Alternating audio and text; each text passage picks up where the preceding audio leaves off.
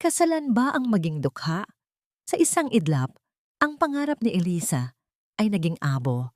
Sa gitna ng marangyang engagement party, isang bata ang sumigaw ng katotohanan, ngunit tawa ng demonyo ang sumagot. Layas, magnanakaw, mamatay tao. Ang lalaking pinag-alayan niya ng buhay, ngayon ay tinitingnan siya na parang basura. Tapos na ang pagtitiis. Mula sa putikan, babangon si Eliza para sa katarungan.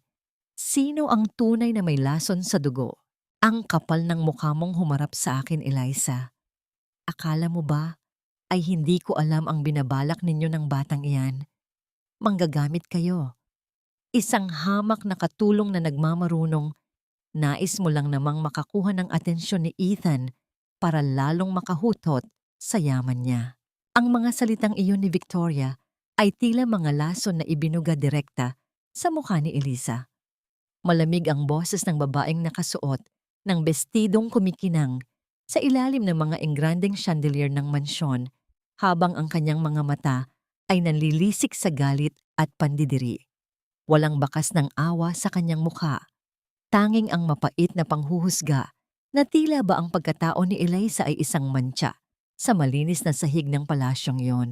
Sa mga sandaling iyon, ang mga kamay ni Eliza ay nanginginig habang hawak ang isang maliit na panyo.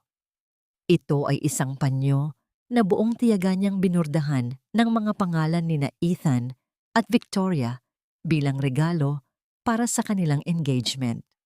Maingat ang bawat tahi. Bawat hibla ng sinulid ay dumaan sa kanyang mga daliring pagod sa pagtatrabaho mula madaling araw hanggang gabi. Nais lamang niyang ipakita ang kanyang pasasalamat sa kabutihang loob ni Ethan sa pagpapatuloy sa kanila ni Annie sa mansyong yon. Ngunit ang panyong simbolo ng kanyang katapatan ay tila naging isang basahan na lamang sa harap ng pagmamataas ni Victoria.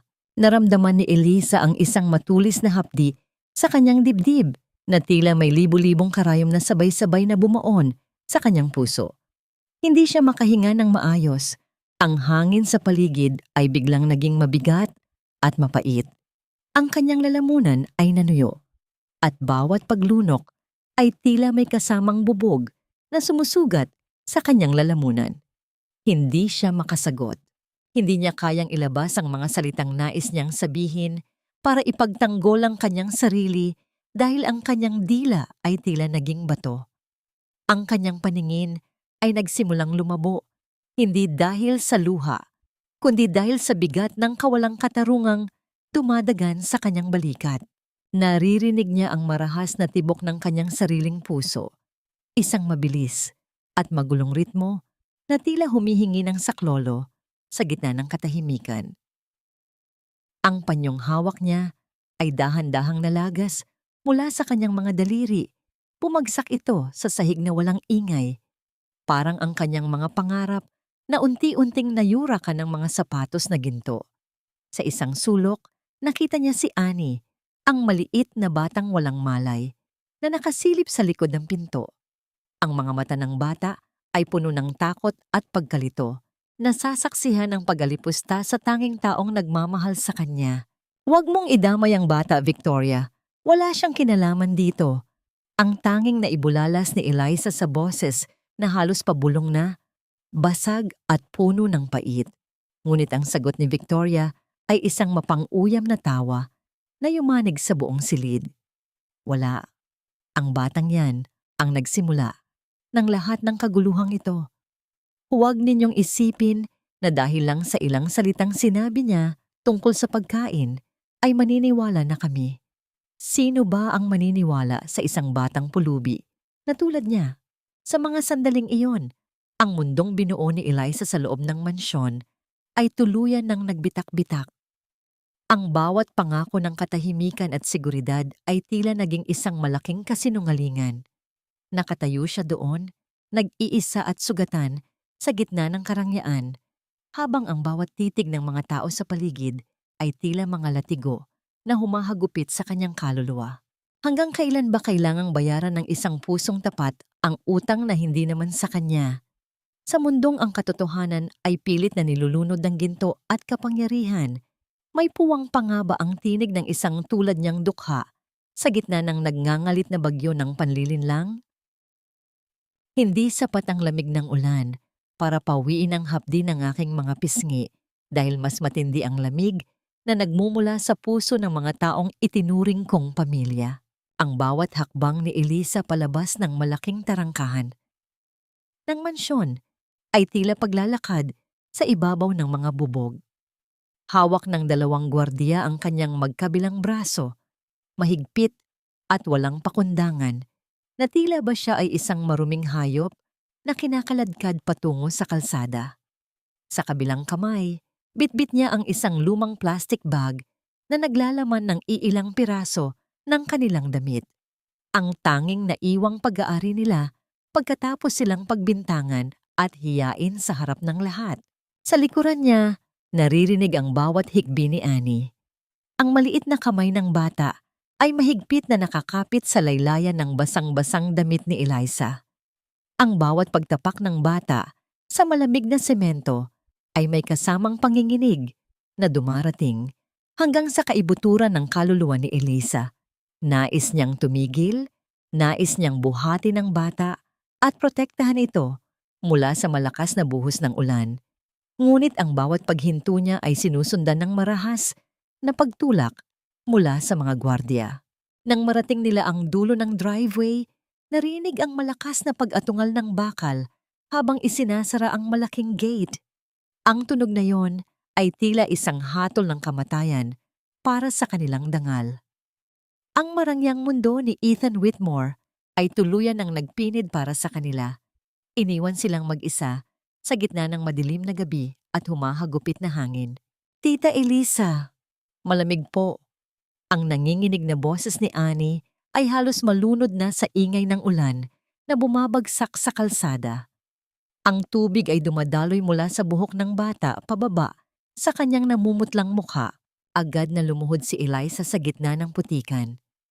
Wala siyang pakialam kung ang kanyang tuhod ay madumihan o masugatan sa magaspang na aspalto.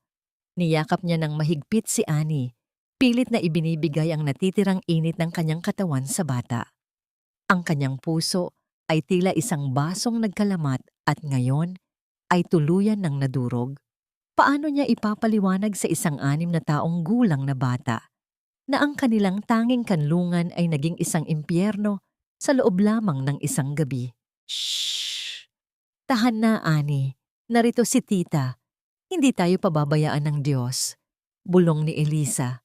Bagaman ang kanyang sariling pananalig ay tila unti-unti na ring tinatangay ng agos ng baha sa kalsada. Ang bawat patak ng ulan na tumatama sa kanyang balat ay tila mga latigo ng katotohanan na sila ay wala nang matutuluyan, walang pera, at ang kanilang pangalan ay nadungisan na ng malupit na bintang. Sa gitna ng kanilang pagyakap sa gilid ng kalsada, isang matinding liwanag mula sa likuran ang gumulat sa kanila. Ang liwanag mula sa mga headlight ng isang sasakyan ay tila sumusugat sa dilim. Isang mamahaling itim na SUV ang dahan-dahang gumagapang sa kalsada. Alam ni Elisa kung sino ang nasa loob niyon. Habang papalapit ang sasakyan, hindi ito bumagal. Sa halip, mabilis itong dumaan sa malalim na bahagi ng tubig sa tapat mismo ni na Elisa. Ang maruming tubig mula sa kalsada ay tumalalsik, bumuhos sa kanila na tila isang huling sampal ng tadhana. Ang putik at dumi ng kalsada ay kumapit sa kanilang mga mukha at damit. Dahan-dahang bumaba ang salamin ng bintana ng sasakyan. Doon, sa loob ng mainit at mabangong sasakyan, nakita ni Elisa ang mukha ni Victoria. Nakasuot pa rin ito ng kanyang mamahaling alahas at ang kanyang mga labi ay nakakurba sa isang mapait at mapang-asar na ngiti. Ang kanyang mga mata ay walang anumang bakas ng pagsisisi.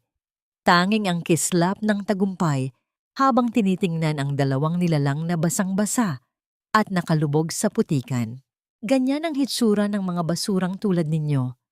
Ang boses ni Victoria ay tila isang matalim na kutsilyo na humiwa sa hangin bago muling tumaas ang salamin ng bintana.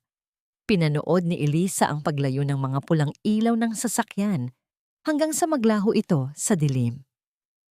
Ang bawat hibla ng kanyang pagkatao ay nanginginig, hindi dahil sa lamig, kundi dahil sa isang panibagong emosyon na nagsisimulang mag-alab sa kanyang dibdib. Isang apoy na hindi kayang patayin ng anumang ulan. Sa gitna ng kawalang pag-asa, may puwang pa kaya ang katarungan para sa mga tulad nilang itinapon na parang basahan sa lansangan? At hanggang kailan mananatiling nakapikit ang mga mata ni Ethan sa katotohanang unti-unti nang lumalamon sa kanyang sariling buhay? Ang bawat barya na aking hinahawakan ay tila may kasamang dugo at pawis, ngunit kahit gaano ko ito higpitan, tila mas mabilis itong nauubos kaysa sa aking pag-asa. Ang silid na kanilang tinutuluyan ay hindi hihigit sa laki ng isang banyo sa mansyong kanilang pinanggalingan. Ang dingding na yari sa pinagtagpi-tagping plywood at kalawang na yero ay tila sumasakal sa hininga ni Elisa. Sa bawat paggalaw niya, nararamdaman niya ang init ng singaw mula sa basang lupa sa ilalim ng sahig. Ang amoy ng estero at sunog na plastik mula sa labas ay humahalo sa amoy ng luma at amag na kumapit na sa kanilang kakarampot na kagamitan. Lumipas ang isang linggo at ang bawat araw ay isang pakikipagsapalaran sa pagitan ng gutom at pagtitiis. Ang mga kamay ni Eliza na dati ay marunong lamang sa pag-aayos ng mga bulaklak at paghahanda ng masasarap na putahe para kay Ethan, ngayon ay puno na ng mga paltos at sugat.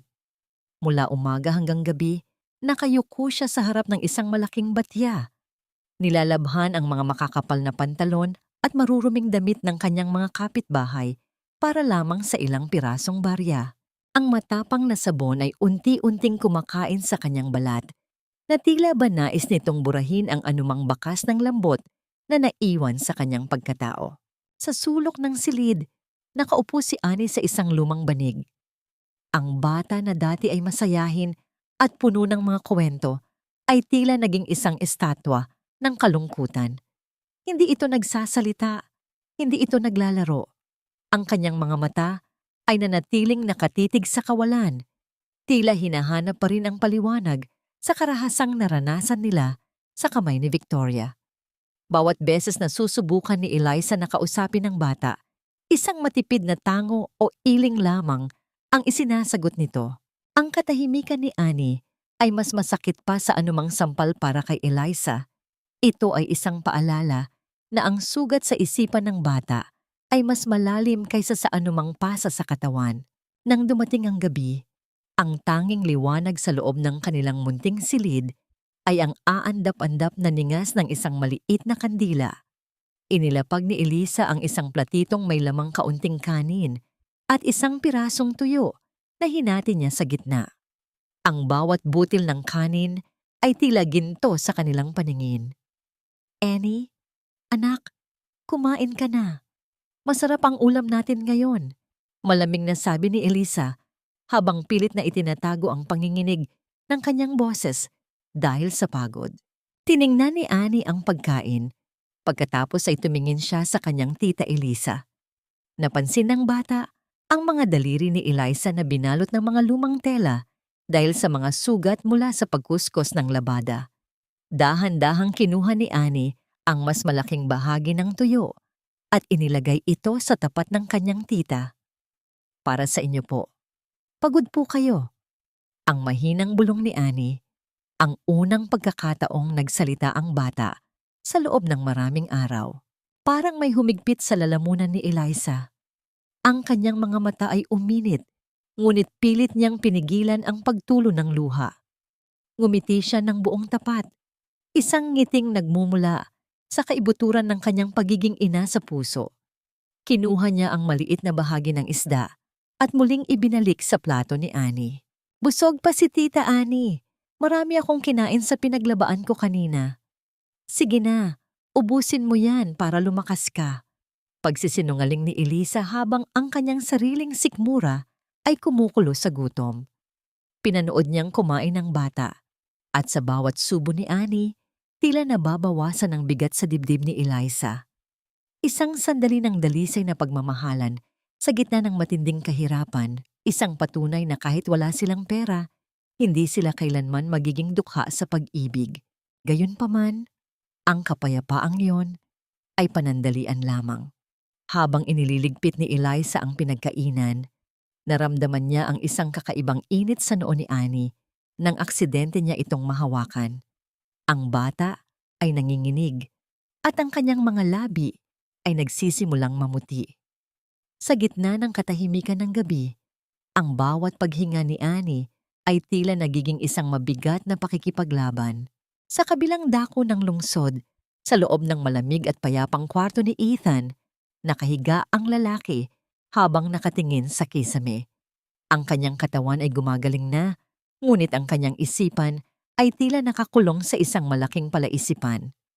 Isang bagay ang hindi nagpapatulog sa kanya, isang maliit na bote ng gamot na nakita ng kanyang personal na nurse sa ilalim ng kanyang unan, isang bote na hindi kailanman inireseta ng kanyang mga doktor. Sino ang naglalagay ng mga bagay na ito sa kanyang silid? At bakit ang bawat alaala niya tungkol sa gabing iyon ay palaging nagtatapos sa larawan ni Eliza na umiiyak habang tinitingnan siya ng may pagmamahal bago ito tuluyang naglaho sa dilim? Huwag mo nang babanggitin ang pangalan ng babaeng iyon, Ethan. Halos patayin ka niya at hanggang ngayon ay hindi ko pa rin mapatawad ang aking sarili dahil hinayaan ko siyang manatili rito sa loob ng mahabang panahon. Ang boses ni Victoria ay tila isang malambot na pilus, ngunit sa pandinig ni Ethan, ito ay may dalang kakaibang talim. Nakaupo si Victoria sa gilid ng kanyang kama, dahan-dahang hinihipan ang isang mangkok ng mainit na sopas. Ang bawat kilos niya ay tila pinag-isipan, mula sa pag-aayos ng kanyang buhok hanggang sa malungkot na tingin na ipinupukol niya kay Ethan. Ito ang mukha ng isang babaeng nagmamalasakit, isang anghel na nagbabantay sa kanyang paggaling, ngunit may kung anong bagay sa loob ni Ethan na tumatangging maniwala ng buo. Sinubukan ni Ethan na bumangon, ngunit ang kanyang katawan ay tila gawa sa mabigat na tingga. Ang bawat kalamnan niya ay nananakit, at ang kanyang isipan ay parang nababalot ng isang makapal at madilim na hamog. Tinitigan niya ang mga kamay ni Victoria habang iniaabot nito ang kutsara sa kanya. Ang mga kamay na yon ay makinis, puno ng mamahaling singsing, at mabango ang amoy ng mamahaling losyon. Ngunit bakit sa kanyang mga panaginip, ang mga kamay na nag-aalaga sa kanya ay magaspang, may amoy ng sabon at pawis, ngunit punong-puno ng init at katapatan? Victoria! Nasaan na sila? Nasaan si Eliza at ang bata?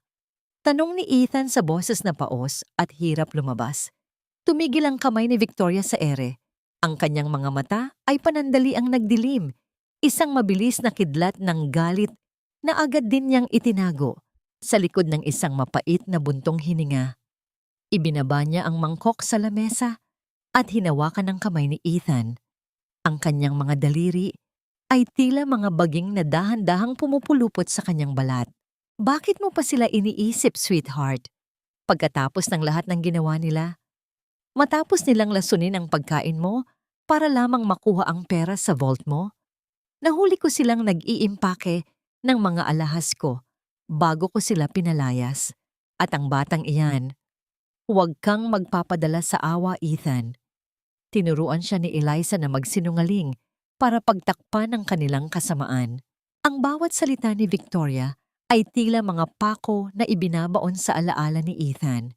Ito ang tinatawag na gaslighting, ang unti-unting pagpapaduda sa sariling katotohanan ng isang tao. Naramdaman ni Ethan ang isang matinding pagkalito. Gusto niyang maniwala sa babaeng nasa harap niya, ang babaeng dapat ay pakakasalan niya. Ngunit ang imahe ni Eliza na umiiyak sa gitna ng ulan ay patuloy na bumabalik sa kanyang gunita. Tila isang aninong hindi siya gustong iwanan.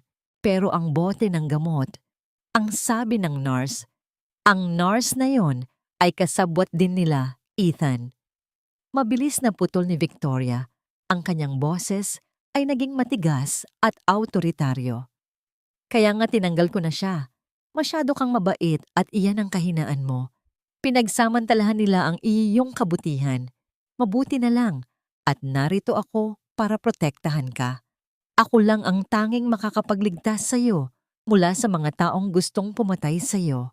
Hinalikan ni Victoria ang noo ni Ethan, isang halik na tila selyo ng pag-aari. Ngunit nang tumalikod ang babae para iligpit ang pinagkainan, hindi nakita ni Ethan ang mabilis na pagbabago sa kanyang mukha. Ang mapagkunwaring awa ay napalitan ng isang malamig at kalkuladong ngadong ngiti. Isang ngiti ng isang reynang nasisiyahan sa kanyang nasasakupan. Sa kabilang dako, habang ang mansyon ay balot ng katahimikan at karangyaan, si Eliza ay kasalukuyang nakikipaglaban sa isang mas malaking krisis. Sa loob ng kanilang munting barong-barong, ang init ng katawan ni Annie ay tila apoy na tumutupok sa pag-asa ni Eliza. Ang bawat ungol ng bata ay tila isang sumbat sa kanyang kawalan ng kakayahan. Wala siyang pera para sa doktor at ang huling barya sa kanyang bulsa ay hindi sapat para pambili kahit ng isang tableta ng paracetamol.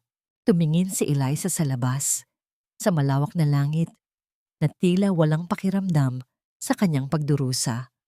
Sa kanyang isipan, isang desisyon ang nagsisimulang mabuo. Isang desisyon na maaaring magdala sa kanya pabalik sa lugar na kailanman ay hindi na niya gustong balikan. Gaano ba kalayo ang kayang lakbayin ng isang tao para sa pag-ibig kung ang tanging daan ay puno ng mga taong nais kang makitang durog at luhaan?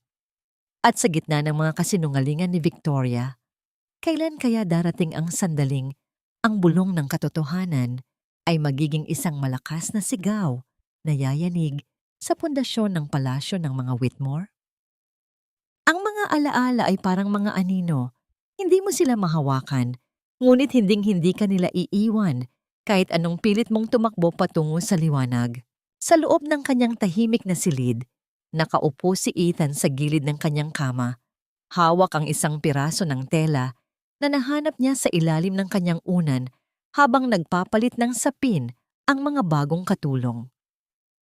Ito ay isang puting panyo, gawa sa simpleng koton, ngunit may burda ng maliit na bulaklak sa sulok at ang kanyang mga inisyal na EW.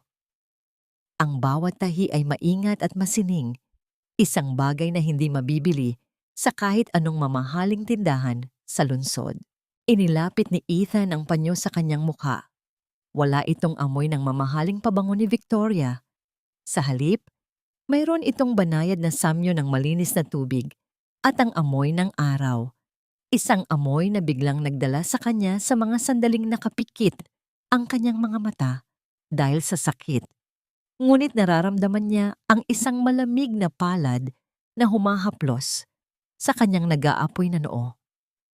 Naalala niya ang isang tinig, hindi ang matinis at naguutos na boses ni Victoria, kundi isang bulong na puno ng panalangin at pag-aalala.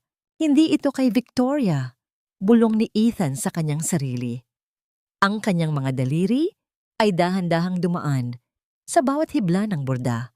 Alam niya ang sining ng paggawa ng mga bagay na may pagmamahal at ang panyong ito ay sumisigaw ng isang katotohanang pilit na ibinabaon ni Victoria sa ilalim ng kanyang mga kasinungalingan. Sa mga sandaling iyon, ang pagdududa sa kanyang puso ay naging isang matibay na pader. Kung totoong nagnanakaw si Eliza, bakit ito lamang ang naiwan niya? Bakit ang isang panyong puno ng pagsisikap ang magsisilbing alaala niya sa loob ng mansyong ito? Naramdaman ni Ethan ang isang matinding pangungulila. Isang uhaw para sa katotohanang ninakaw sa kanya habang siya ay walang laban. Kinuha niya ang kanyang telepono mula sa lamesa. Sa loob ng maraming araw, si Victoria ang humahawak sa lahat ng kanyang komunikasyon. Ngunit ngayong hapon ay umalis ito para sa isang emergency meeting sa kumpanya. Ito na ang kanyang pagkakataon. Dahan-dahan niyang hinalughog ang kanyang mga kontak hanggang sa mahanap niya ang pangalan ni Paulo, ang kanyang pinakatiwalaang tauhan bago pa man dumating si Victoria sa kanyang buhay. Paulo, Kailangan kitang makausap. Ang boses ni Ethan ay mababa at puno ng babala. Huwag kang dadaan sa main gate. Gusto kong hanapin mo sila, Elisa. Hanapin mo kung nasaan sila dinala pagkatapos silang palayasin sa gabing iyon. At Paolo, walang dapat makaalam nito, lalong-lalo na si Victoria. Habang ibinababa ni Ethan ang telepono, hindi niya napansin na sa labas ng kanyang pinto, ang isa sa mga bagong katulong na kinuha ni Victoria ay nakatayo. Nakikinig sa bawat salitang binitawan niya. Ang babae ay mabilis na lumayo. Ang kanyang mukha ay balot ng takot at katapatan sa taong nagpapasahod sa kanya ng palihim. Samantala, sa isang madilim at masikip na eskinita, ng katapatan ay nagaganap sa gitna ng pagdurusa. Si Eliza ay nakaluhod sa tabi ni Annie, gamit ang isang punit-punit na damit na binasa niya sa huling patak ng malinis na tubig sa kanilang balde. Maingat niyang pinupunasan ang mukha ng bata. Ang kanyang mga mata ay puno ng pagmamahal na walang hangganan. Tita, ang panyo po. Ang mahinang uha ni Annie sa gitna ng kanyang lagnat. Yung panyo po na ginawa ninyo para kay Sir Ethan, kinuha po ba nila? Napahinto ang kamay ni Eliza. Ang panyong yon ang huling bagay na hinawakan niya bago sila itinulak palabas. Ang panyong yon ang naglalaman ng lahat ng kanyang pasasalamat at lihim na pag-ibig na alam niyang kailanman ay hindi susuklian. Wala na yon, Annie. Ang mahalaga ngayon ay gumaling ka, sabi ni Eliza habang ang isang luha ay tuluyang pumatak sa kanyang pisngi. Ang panyong yon ang tanging ebidensya ng kanyang malinis na hangarin. At ngayon, ito ay nasa kamay na ng mga taong itinuturing siyang kaaway. Hindi alam ni Elisa na ang maliit na piraso ng telang iyon ang magsisilbing mitya ng isang apoy na hindi kayang apulahin ng kahit anong kasinungalingan. Ngunit habang naglalakad si Paolo sa madidilim na bahagi ng lungsod para hanapin sila, isang itim na sasakyan ang dahan-dahang sumusunod sa kanya mula sa malayo. Ang mga mata ni Victoria ay nakamasid at ang kanyang galit ay tila isang bulkang nakahandang sumabog. Sino ang unang makakarating kay Eliza?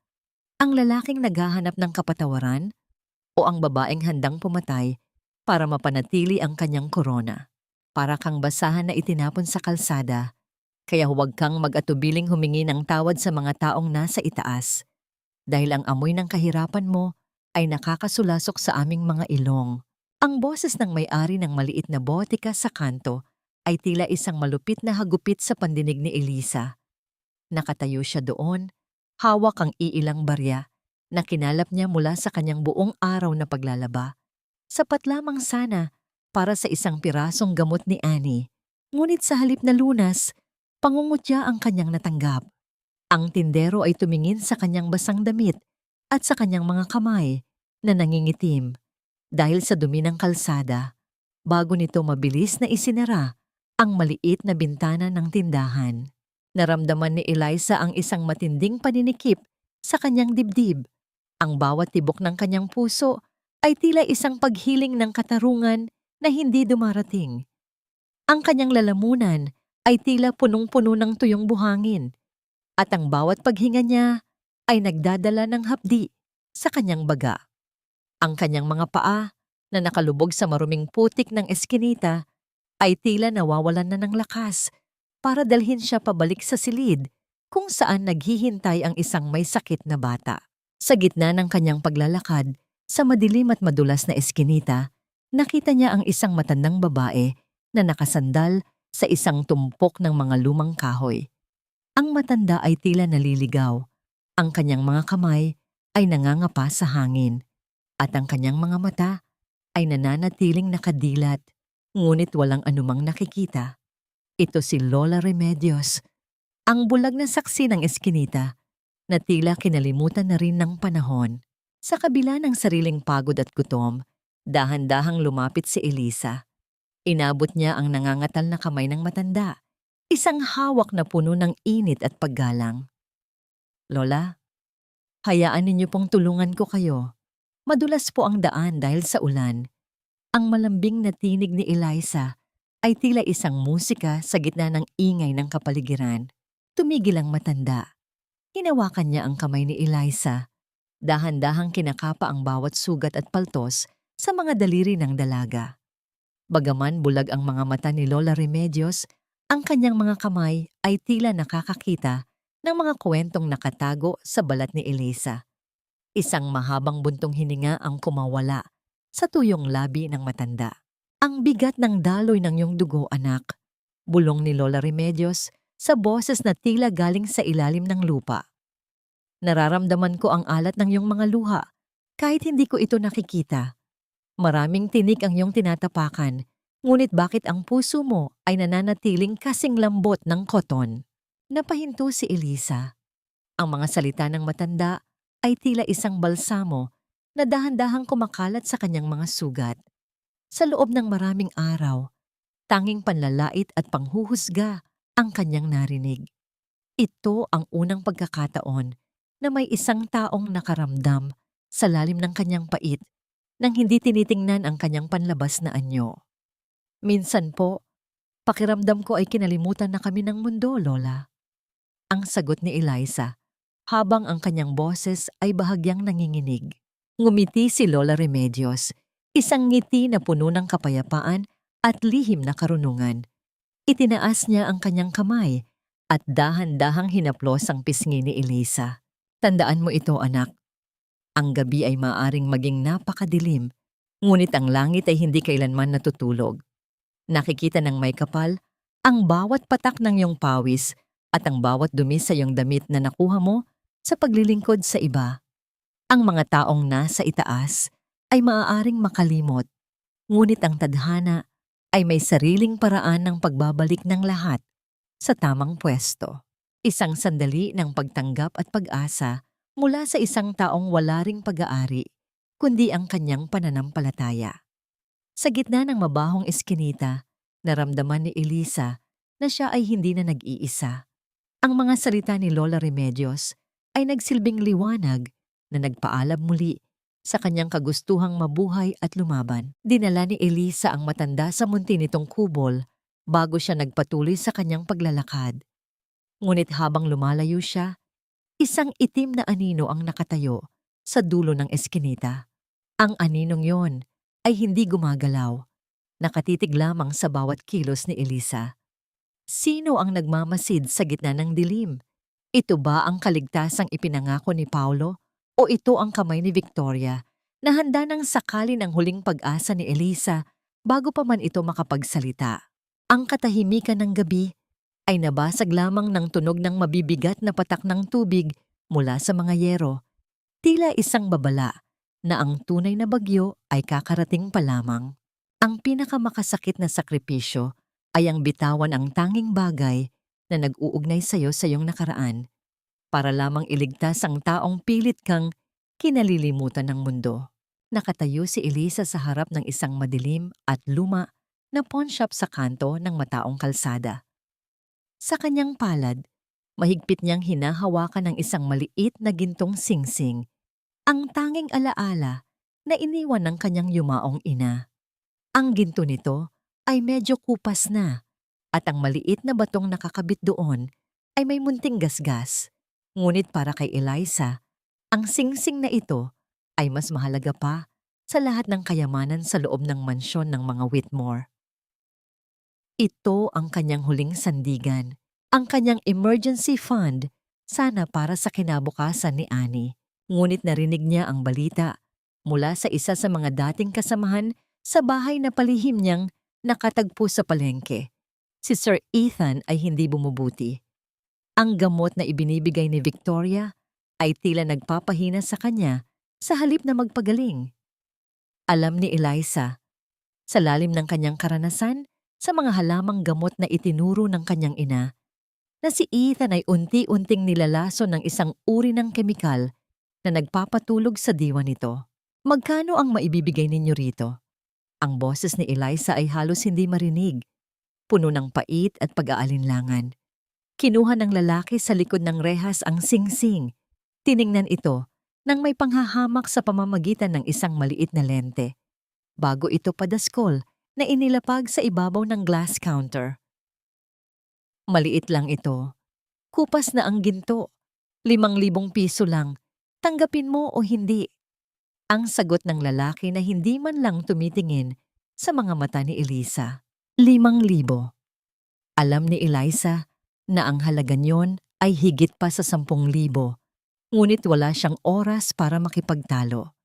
Kailangan niya ang pera para mabili ang mga bihirang sangkap ng isang tradisyonal na lunas na tanging siya lamang ang nakakaalam kung paano ihanda.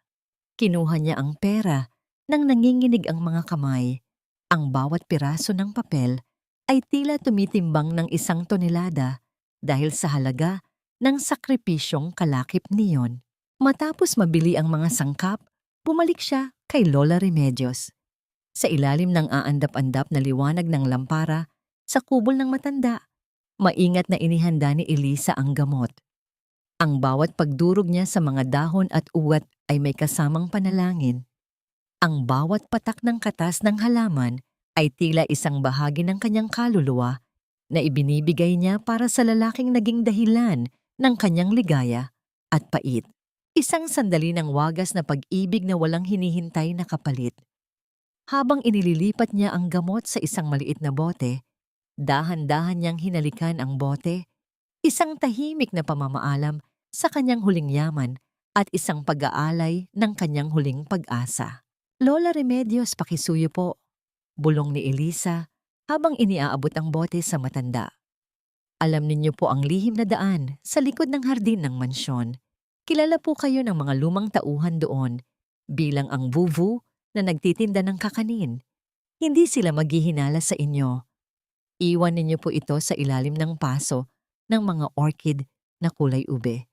Doon laging pumupunta si Sir Ethan kapag gusto niyang mapag-isa. Tumango ang matanda. Ang kanyang mga kamay na kulubot ay dahan-dahang kinuha ang bote. Gagawin ko, anak. Ngunit bakit mo ito ginagawa? Pagkatapos kanilang itapon na parang basura, bakit mo pa siya inililigtas? Ngumiti si Eliza ng may halong pait. Ang kanyang mga mata ay nagniningning sa gitna ng dilim. Dahil ang pag-ibig, Lola, ay hindi marunong magbilang ng sakit.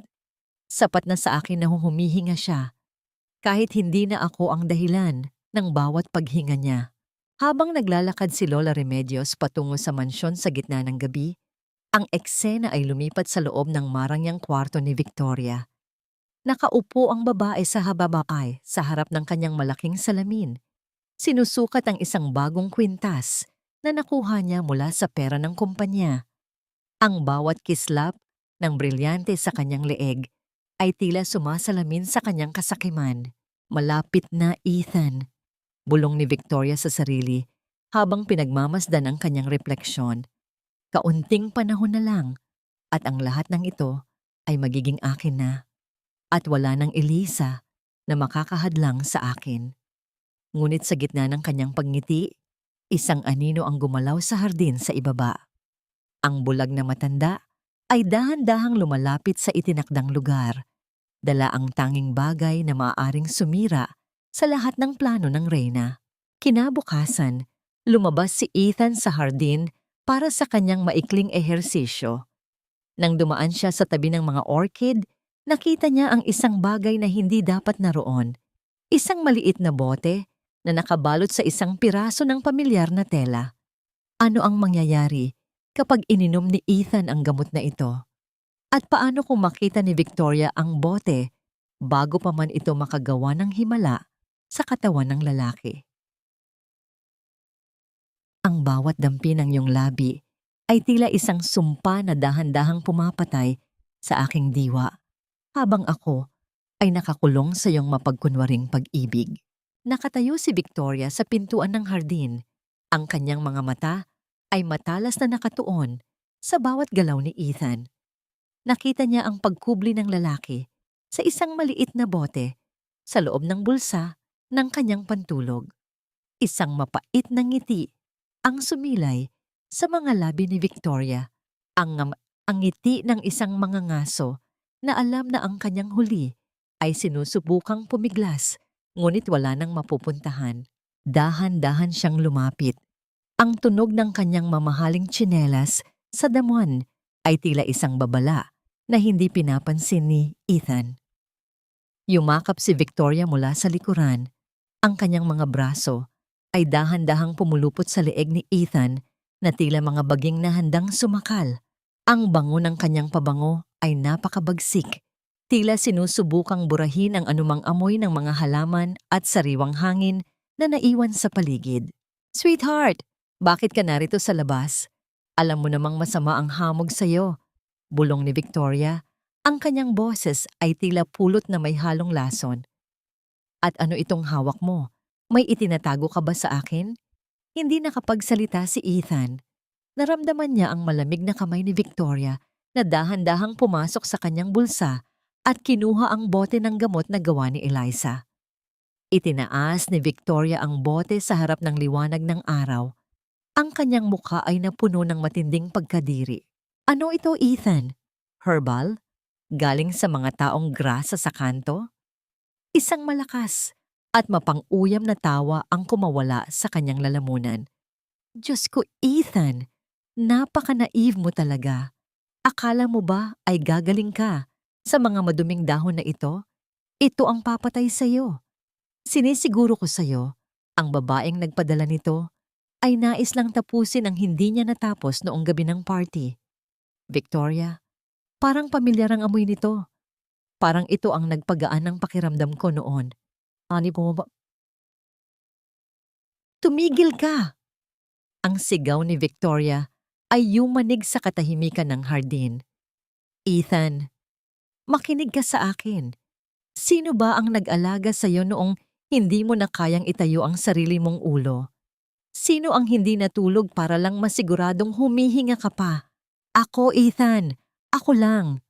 At ngayon, magtitiwala ka sa isang bote ng basura na nakita mo lang sa ilalim ng paso? Gusto mo bang mamatay? Gusto mo bang iwanan ako?" Ito ang sining ng pagmamanipula ni Victoria. Ang gawing utang na loob ang bawat segundo ng kanyang presensya. Kinuha niya ang bote at walang pakundangan itong ibinuhos sa lupa. Pinanood ni Ethan ang pagtulo ng katas ng mga halaman. Ang huling pag-asa niya na dahan-dahang sinisip-sip ng tuyong lupa, nawawala na parang bula. "Huwag kang mag-alala, sweetheart. Mayroon akong bagong gamot na ibinigay ng doktor. Mas mabilis ito. Mas matapang," sabi ni Victoria habang kinukuha ang isang maliit na puting tableta mula sa kanyang bulsa. Ipinasok niya ang tableta sa bibig ni Ethan at pinainom ito ng tubig. Ang tabletang yon ay hindi lunas. Ito ay isang uri ng pampakalma na nagdudulot ng matinding pagkalito at pagkahilo. Ang paraan ni Victoria para manatiling lumpo ang isipan ni Ethan. Ang sandali kung saan ang biktima ay kusang tumatanggap ng lason mula sa kamay ng kanyang kaaway dahil sa maling paniniwala na ito ay pag-ibig. Makalipas ang ilang minuto, naramdaman ni Ethan ang pagbigat ng kanyang mga talukap.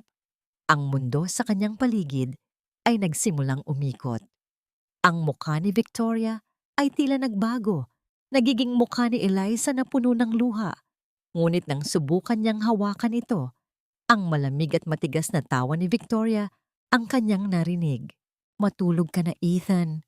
Matulog ka na at wag nang mag-isip. Ako na ang bahala sa lahat. Ako na ang bahala sa kumpanya at sa buhay mo." Sa gitna ng kanyang pagkahilo, isang pangalan ang pilit na lumalabas sa kanyang mga labi. Ngunit ang tanging lumabas ay isang mahinang ungol ng sakit. Habang hinihila ni Victoria si Ethan pabalik sa loob ng mansyon, hindi nila napansin si Paulo na nakatayo sa likod ng malaking puno. Hawak ni Paulo ang kanyang telepono. Ang kanyang mukha ay balot ng matinding takot at pagtataka. Nakita niya ang lahat. Nakita niya ang pagtatapon ni Victoria sa tanging lunas ni Ethan. Saan pupunta si Paulo? Tatakbo ba siya kay Eliza para ibalita ang panganib? O tuluyan na rin ba siyang kakainin ng takot sa kapangyarihan ni Victoria? Ang bawat hakbang ni Victoria ay tila isang martilyo na nagpapatibay sa kabaong ng katotohanan. Ang lapit mo na, ngunit tila may pader na bakal na nakaharang sa ating pagitan. At bawat hininga ko ay humihingi ng pagkakataong masilayan ka muli bago tuluyang magdilim ang lahat. Sa gitna ng ingay at gulo ng pampublikong palengke, ang bawat tunog ng mga nagtitinda at ang amoy ng malansang isda ay tila isang malakas na agos na lumalamon sa pagkatao ni Ethan. Nakasuot siya ng isang simpleng jacket at sombrero para itago ang kanyang mukha, ngunit ang kanyang panghihina ay hindi maitatago ng kahit anong tela. Ang bawat hakbang niya sa maputik na sahig ng palengke ay isang pakikipaglaban sa hilo na dulot ng tabletang ipinilit ni Victoria. Sa tabi niya, si Paulo ay panay ang tingin sa paligid. Ang kanyang mga kamay ay nanginginig sa kaba. Sir, kailangan na nating bumalik. Kapag nalaman ni Ma'am Victoria na lumabas kayo ng mansyon, malalagot po ako. Sinabi ko lang po sa inyo ang nakita ko sa iskinita dahil hindi ko na matiis ang konsensya ko. Sandali na lang, Paulo. Ang boses ni Ethan ay puno ng determinasyon sa kabila ng pagiging paos nito. Nararamdaman ko, narito siya. Malapit lang siya. Sa kabilang panig ng isang makapal na pader na gawa sa mga luma at tumpok-tumpok na kahon ng prutas, nakayuko si Elisa. Ang kanyang mga kamay ay mabilis na nagkukuskos ng mga malalaking kaldero sa likod ng isang karinderya. Ang bawat paggalaw niya ay may kasamang hapo. Ang kanyang likod ay tila mababali na sa bigat ng trabaho.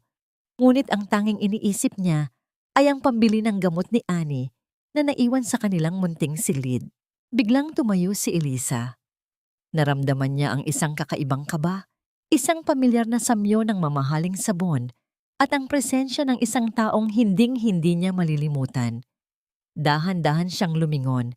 Ang kanyang mga mata ay naghahanap sa gitna ng makapal na usok mula sa mga inihaw na pagkain.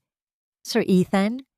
Bulong ni Eliza, ang kanyang puso ay tumibok ng napakabilis, tila isang tambol na nagbababala ng isang malaking pangyayari. Sa kabilang bahagi, huminto rin si Ethan. Narinig niya ang kanyang pangalan. Ang boses na yon ay tila isang anghel na tumatawag sa kanya sa gitna ng impyerno. Sinubukan niyang humakbang patungo sa direksyon ng boses, ngunit ang kanyang paningin ay biglang nagdilim. Ang mga tao sa paligid niya ay tila naging mga malalabong anino.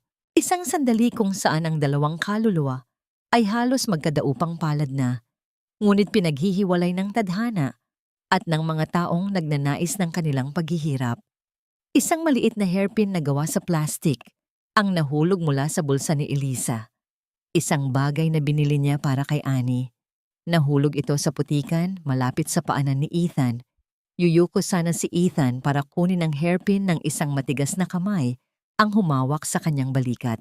Sir Ethan, mukhang naliligaw po kayo. Ang boses na yon ay malamig at puno ng pagbabanta. Ito si Junjun, ang pinakatiwalang tauhan ni Victoria na kanina pa pala sila sinusundan.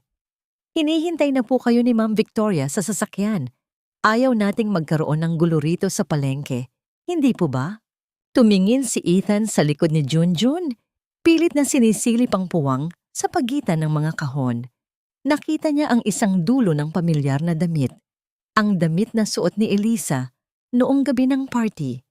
Ngunit bago pa siya makasigaw, mabilis siyang inakay ni Junjun at ng isa pang lalaki patungo sa labas. Eliza! Ang tanging naisigaw ni Ethan, ngunit ang kanyang boses ay nalunod sa ingay ng isang dumaang tricycle. Napalingon si Eliza sa pinanggalingan ng tunog, ngunit ang tanging nakita niya ay ang usok ng sasakyan at ang likod ng isang itim na SUV na mabilis na humaharurot palayo. Wala na doon ang taong hinahanap niya. Ang hairpin ni Annie ay nanatiling nakabaon sa putik, nayapakan at nadurog ng mga taong dumadaan. Naramdaman ni Elisa ang isang matinding panghihina. Napasandal siya sa malamig na pader. Ang kanyang mga luha ay dahan-dahang pumatak at humalo sa dumi sa kanyang pisngi. Bakit tila palaging huli na ang lahat?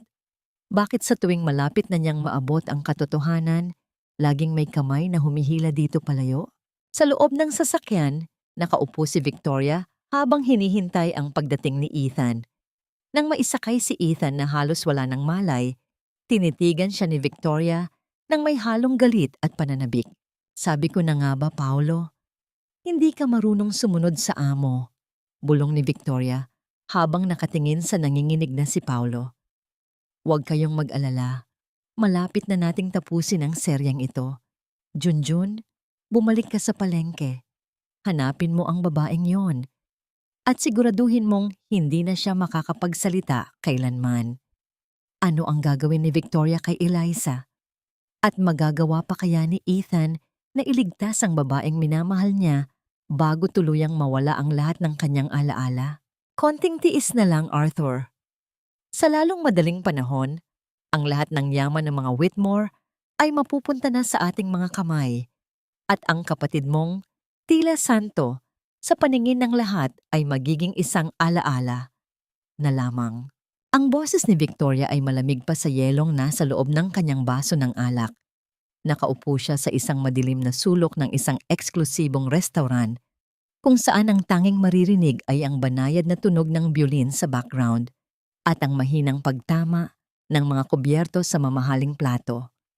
Sa harap niya ay nakaupo si Arthur, ang kapatid sa ama ni Ethan.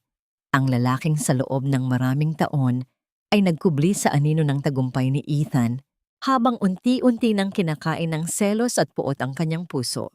Habang iniinom ni Victoria ang kanyang alak, ang bawat lunok niya ay tila isang pagdiriwang sa darating na kamatayan ng lalaking dapat ay pakakasalan niya. Walang bakas ng pag-aalinlangan sa kanyang mga mata. Para sa kanya, ang pag-ibig ay isang kasangkapan lamang at si Ethan ay isang hadlang na kailangang alisin para marating ang rurok ng kapangyarihan. Siguraduhin mo lang na walang butas ang plano mo, Victoria. Ang boses ni Arthur ay mababa. May halong kaba, ngunit puno ng kasakiman. Kapag namatay si Ethan nang walang tagapagmana, ang lahat ng shares niya sa kumpanya ay automatikong mapupunta sa akin bilang tanging kamag-anak. Pero paano ang tungkol sa babaeng iyon? Si Eliza? Ibinaling ni Victoria ang kanyang tingin sa labas ng bintana, kung saan makikita ang mga ilaw ng lungsod na tila mga mumunting bituin na madaling pawiin. Huwag mong alalahanin si Eliza. Si Junjun na ang bahala sa kanya. Sa gabi ring ito, sisiguraduhin nating hindi na siya makakahinga pa para magsalaysay ng kahit anong katotohanan. Ang kailangan mo lang gawin ay ihanda ang mga dokumento para sa pagsasalin ng ari-arian. Inilabas ni Victoria ang isang pulang folder mula sa kanyang bag at dahan-dahan itong inilapag sa ibabaw ng lamesa. Ang bawat pahina sa loob niyon ay naglalaman ng mga pekeng pirma at mga dokumentong magpapatunay na si Ethan ay wala na sa tamang pag-iisip para mamahala ng kumpanya. Ito ang huling kuko sa kabaong ni Ethan, ang katibayan ng isang sabwatang binuo sa loob ng madidilim na gabi ng panlilinlang. Isang sandali kung saan ang dugo ay hindi naging hadlang para sa pagnanasang makuha ang hindi sa kanila. Sa bawat pagngiti ni Arthur at Victoria, tila naririnig ang bawat hikbi ni Eliza sa malayo, ang bawat ungol ng sakit ni Ethan sa loob ng mansyon, at ang bawat pangarap na dinurog ng kanilang kasamaan. Gayunpaman, sa gitna ng kanilang pagdiriwang, hindi napansin ni Arthur na ang pulang folder ay bahagyang nakabukas at isang kopya ng dokumento ang naiwan sa ilalim ng lamesa nang sila ay magmadaling umalis matapos makatanggap ng isang tawag. Ang dokumentong yon ay naglalaman ng isang pangalan na hindi dapat naroon. Isang pangalan na mag-uugnay sa kanila sa isang krimen noong nakaraan. Habang naglalakad ang dalawa palabas ng restaurant, ang kanilang mga tawa ay tila mga huni ng mga buwaya na naghihintay ng kanilang biktima. Ngunit sa ilalim ng lamesang iyon, ang naiwang papel ay dahan-dahang tinatangay ng hangin mula sa aircon. Tila isang mitsa na naghihintay lamang ng apoy para sumabog. Sino ang makakakita sa dokumentong ito? At magagawa kaya ni Junjun na tapusin ang buhay ni Elisa bago pa malaman ng mundo ang tunay na nilalaman ng pulang folder? Ang gabi ay dahan-dahang lumalalim at ang bawat anino ay tila may dalang mensahe ng panganib na papalapit na sa pinto ni Elisa Bandecocogi. Bawat hikbi ni Annie ay tila isang punyal na bumabaon sa aking kaluluwa at bawat katahimikan niya ay isang sigaw ng katarungang pilit na ibinabaon sa limot. Sa loob ng madilim at masikip na silid ni Eliza, ang tanging maririnig ay ang mabigat na paghinga ni Annie. Ang bata ay pawis na pawis. Ang kanyang maliit na katawan ay tila nakikipaglaban sa isang kaaway na hindi nakikita. Nakaupo si Eliza sa tabi nito, walang pagod, sa pagpapalit ng basang tela sa noo ng bata. Ang kanyang sariling mga mata ay malalim na ang itim dahil sa puyat. Ngunit ang pag-ibig sa kanyang dibdib ang nagsisilbing mitsa para manatili siyang gising. Biglang naging magulo ang pagtulog ni Annie. Ang kanyang mga kamay ay nagsimulang gumalaw sa hangin, tila may pilit na itinataboy. Ang kanyang mukha ay naging balisa at ang bawat ungol niya ay puno ng takot. Sa gitna ng katahimikan ng gabi, ang bawat galaw ng bata ay tila isang babala. Ayoko. Huwag po. Ang mahinang uha ni Annie, ang kanyang boses ay nanginginig sa takot. Mabilis na hinawakan ni Eliza ang mga kamay ng bata. Annie, narito si tita. Gising anak, panaginip lang yan. Ngunit hindi nagising si Annie. Sa halip, ang kanyang boses ay naging mas malakas, mas malinaw, at mas puno ng sakit. Ang bata ay tila bumalik sa gabing iyon sa mansyon. Ang gabing nagpabago sa kanilang buhay. Nakita ko ang babaeng maganda. Siya po, siya ang naglagay ng itim na tubig sa sopas ni Sir Ethan. Ang sigaw ni Annie ay pumunit sa katahimikan ng gabi. Ang bata ay biglang napabangon. Ang kanyang mga mata ay dilat na dilat, ngunit tila hindi nakikita ang kasalukuyan. Siya po, si Ma'am Victoria. Nakita ko siya sa kusina. Pagkatapos ng maraming araw na pananahimik, sa wakas ay nailabas na ni Annie ang katotohanang sumasakal sa kanyang maliit na puso. Isang sandali, kung saan ang inosenteng tinig ng isang bata ay bumasag sa matatayog na pader ng kasinungalingan. Niyakap ni Eliza ng napakahigpit ang bata. Ang kanyang mga luha ay tuluyang pumatak. Alam ko, Annie. Alam ko, anak. Patawad dahil hindi ka namin pinaniniwalaan noon. Patawad dahil hinayaan naming ikaw ang magpasan ng katotohanan ito. Humahagulgol ang dalawa sa gitna ng silid. Ang bawat patak ng kanilang luha ay tila naglilinis sa dumi at pait na iniwan ng mga Whitmore sa kanilang pagkatao. Ngayon ay sigurado na si Eliza. Hindi lamang hinala ang lahat. May saksi siya. Isang saksi na hindi marunong magsinungaling. Ngunit sa labas ng kanilang pinto, sa gitna ng dilim ng eskinita, isang anino ang nakatayo. Si Junjun ay nakikinig sa bawat salitang lumabas sa bibig ni Annie. Ang kanyang kamay ay dahan-dahang bumunot ng isang matalim na kutsilyo mula sa kanyang likuran. Ang bawat paghinga niya ay tila isang huling hininga para sa mga taong nasa loob ng silid. Hindi niya inasahan na ang bata ang magiging pinakamalaking banta sa kanyang amo. At ngayon, may utos siya na kailangang tuparin. Dahan-dahang itinulak ni Junjun ang pinto. Ang tunog ng lumang kahoy na kumikiskis sa sahig ay tila isang babala ng kamatayan. Sa loob, nanatiling nakayakap si Eliza kay Annie. Walang kamalay-malay na ang panganib ay nasa tapat na ng kanilang pintuan. Magagawa kaya ni Eliza na protektahan ng bata mula sa kamay ng isang mamamatay tao? At ano ang gagawin niya ngayon na alam na niya ang buong katotohanan tungkol kay Victoria? Ang bawat kislap ng bakal sa gitna ng dilim ay tila isang babala na ang iyong buhay ay wala ng halaga sa mga taong nagnanais na ibaon ang katotohanan sa ilalim ng lupa. Ang bawat hibla ng katawan ni Eliza ay naging matigas nang makita niya ang aninong humarang sa kanilang pintuan. Ang kislap ng kutsilyo sa ilalim ng liwanag ng buwan ay sapat na para sabihin sa kanya ang layunin ng estranghero. Hindi na niya kailangang makita ang mukha nito. Ang amoy ng lason at kasamaan ay sapat na para malaman niyang ang kamay ni Victoria ay nakarating na sa kanilang munting santuwaryo. Mabilis niyang hinila si Annie sa likuran niya. Ang kanyang mga kamay ay nanginginig, ngunit ang kanyang paninindigan ay tila isang pader na bakal. Ang bawat paghinga niya ay punong-puno ng takot, ngunit mas matimbang ang pangangailangang protektahan ang bata. Masyado kayong maingay.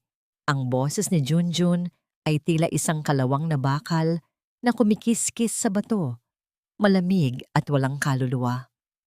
Sabi ni Ma'am Victoria, dapat daw ay natuto kayong manahimik, pero dahil hindi ninyo kaya, ako na ang gagawa ng paraan para hindi na kayo muling makapagsalita pa. Walang babala. Ibinuhos ni Junjun ang isang lalagyan ng gas sa paligid ng kanilang pintuan at sa mga dingding na yari sa tuyong kahoy at karton. Ang amoy ng petrolyo ay mabilis na lumaganap, tila isang sumpa na sumasakal sa kanilang hininga. Sa isang iglap, kinuha ni Junjun ang isang liyab na posporo at itinapon ito sa sahig. Ang apoy ay mabilis na gumapang, tila isang nagngangalit na halimaw na nilalamon ang lahat ng madadaanan nito. Ang tunog ng paglamas ng apoy sa tuyong kahoy ay tila isang malakas na hiyaw ng kamatayan. Sa loob ng ilang segundo, ang kanilang tanging lagusan ay naging isang pader ng naglalagablab na init. Annie! Takbo sa bintana. Ang sigaw ni Eliza. Ang kanyang boses ay pilit na lumalabas sa gitna ng makapal at maitim na usok na nagsisimulang bumalot sa silid. Naramdaman ni Eliza ang hapdi ng init sa kanyang balat, ngunit hindi niya ito pinansin. Binuhat niya si Annie at pilit na itinulak palabas ng maliit na bintana patungo sa bubong ng kabilang bahay. Ngunit nang akmang susunod na siya, naalala niya ang isang bagay, si Lola Remedios. Ang matandang bulag ay nasa kabilang silid lamang at ang apoy ay mabilis na kumakalat patungo sa direksyon nito. Ang sandali kung saan mas pinili niyang harapin ang naglalagablab na impyerno kaysa iwanan ang isang taong nangangailangan. Sa kabila ng hirap sa paghinga at ang lumalalang panlalabo ng kanyang paningin dahil sa usok, muling pumasok si Eliza sa gitna ng apoy. Lola Remedios, Lola! Ang sigaw ni Eliza. Ang kanyang mga kamay ay nangangapa sa gitna ng init hanggang sa mahawakan niya ang nanginginig na palad ng matanda. Nakalabas sila sa huling pagkakataon bago tuluyang gumuho ang bubong ng kanilang silid. Nakatayo si Eliza sa gitna ng kalsada. Ang kanyang mukha ay punong-puno ng uling at ang kanyang mga damit ay bahagyang nasunog. Pinanood niya ang paglamon ng apoy sa tanging lugar na tinawag nilang tahanan. Ang lahat ng kanilang kakarampot na pag-aari, ang mga damit ni Annie, at ang huling bakas ng kanilang pag-asa ay naging abo na sa harap ng kanyang mga mata. Nilingon niya ang dulo ng eskinita at nakita niya ang itim na sasakyang dahan-dahang umaalis. Alam ni Eliza na hindi pa ito ang tapos. Alam niyang hanggat humihinga sila ni Annie, hindi hihinto si Victoria. Ngunit sa gitna ng mga abo at usok, may isang bagay sa loob ni Eliza na hindi nasunog. Ang kanyang takot ay napalitan ng isang matinding galit. Isang galit na mas mainit pa sa apoy na katatapos lang tumupok sa kanyang buhay. Ang kanyang mga mata ay nagniningning sa gitna ng dilim, hindi dahil sa luha, kundi dahil sa isang panunumpa. Hindi na ako tatakbo, Victoria. Ang bulong ni Eliza sa kanyang sarili habang yakap si Annie sa gitna ng kalsada. Dahil sa gabing ito, sinunog mo ang huling pagkakataong mapatawad kita.